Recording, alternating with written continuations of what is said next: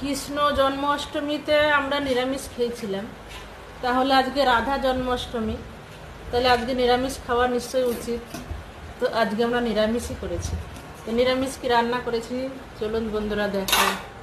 তো আজকে দেখুন এখানে ভাত রান্না করেছি, আর যে বেগুন ভাজা, গাছের বেগুন এখনও খাচ্ছি টুকটাক টুকটাক করে, আর এই যে পাঁপড় ভাজা আর মুগ ডাল, আজকে মুগ ডাল করেছি, আর ঝিঙে দিয়ে আলু দিয়ে পোস্ত, ঝিঙে আলু পোস্ত, মুগ ডাল, পাঁপড় ভাজা, বেগুন ভাজা, আর সাথে এই যে কাগজি, লেবু আর নুন।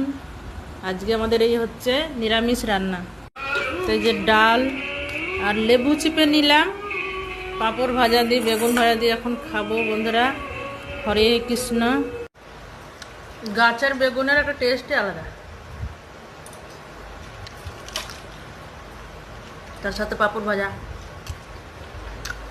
আগে নিরামিষ আমরা একদম খেতেই পারতাম না, আমার ছেলে তো খেতে পারেই না, কিন্তু এখন একটু একটু ঠাকুরের প্রতি শ্রদ্ধা ভক্তি একটু একটু আসছে, বয়স হচ্ছে তো, আমার কথা বলছি।